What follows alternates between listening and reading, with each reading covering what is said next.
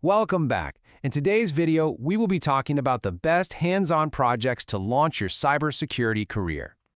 So we're going to jump into 5 awesome projects that build the exact skills employers are looking for. And these are all based on what real people in the cybersecurity community are talking about. But first, let's talk about that big annoying problem, right? You see an entry-level job, but then it asks for like 3 years of experience. How does that even work? Yeah, companies want experience, but you need a job to get experience. It's the classic experience gap. Well, today, we're giving you the roadmap to build a bridge right over that gap. We're going to check out 5 super powerful projects, from building your own security lab to learning to think like a hacker and even solving a digital crime. Okay, first up, let's put on our detective hats. Project number 1 is all about building your very own SIEM lab using a tool called Splunk. This is your chance to see exactly how the pros watch their networks for any sneaky activity. So what in the world is a SIEM lab? Well, think of it like setting up a super high-tech security camera system, but for a computer network. SIEM stands for Security Information and Event Management, and it's that system.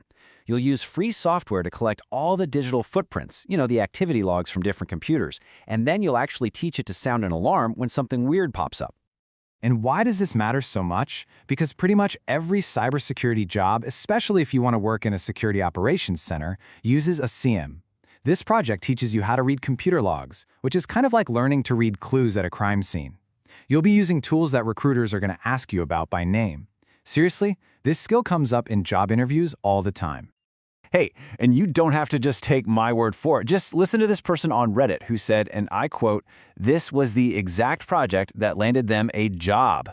I mean, imagine walking into an interview and not just saying you're interested in security, but actually explaining the custom detection rules you built yourself. Now that is a total game changer. Okay, so you've learned how to watch for threats, but where do you practice? That brings us right to project number 2, building the ultimate playground for all your new skills, your very own cybersecurity home lab.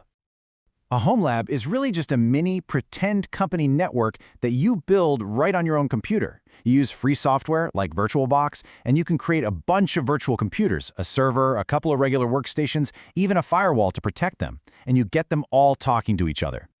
And this is exactly why a home lab is so valuable.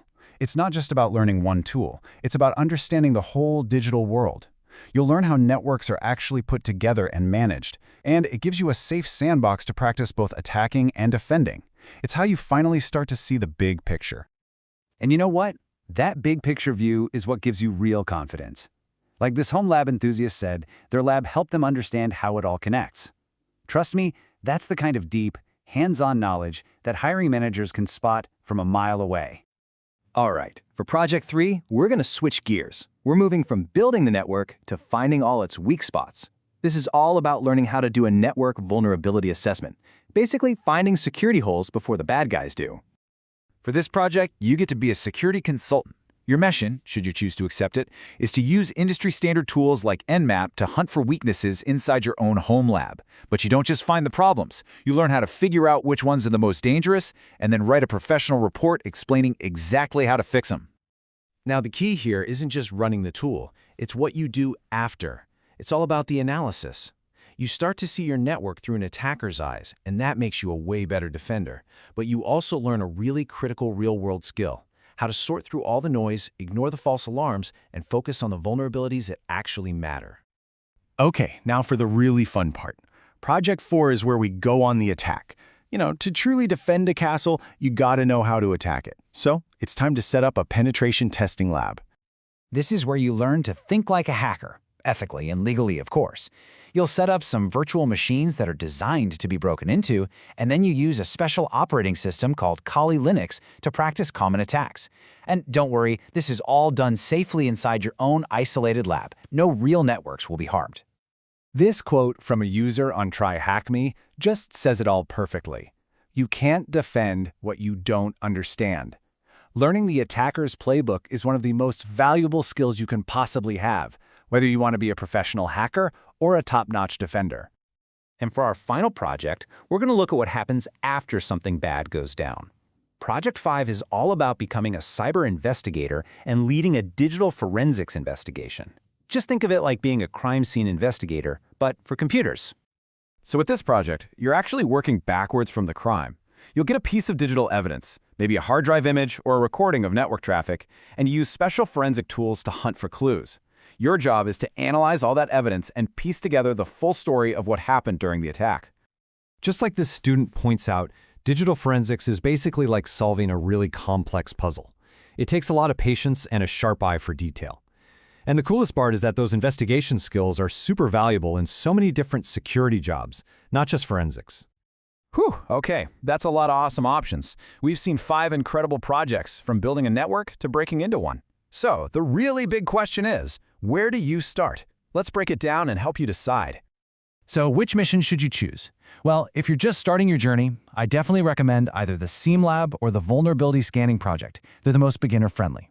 If your main goal is to really understand how all the pieces of a company's IT fit together, then the Home Lab is for you. And if you just love solving puzzles or you want a project with some serious wow factor, dive into digital forensics or penetration testing.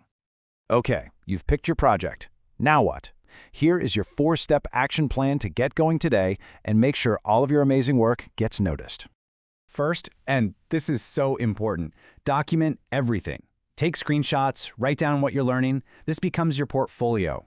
Second, please start small. Just one single virtual machine is the perfect first step. Third, find your people. Join an online community, because you are not alone on this journey. And finally, use the free tools. Almost every professional tool has a free version you can use to learn. The most important thing is to just get your hands dirty. So we've laid out the map for you. The only question left is, which journey will you start today? Remember, the most important step is always the first one.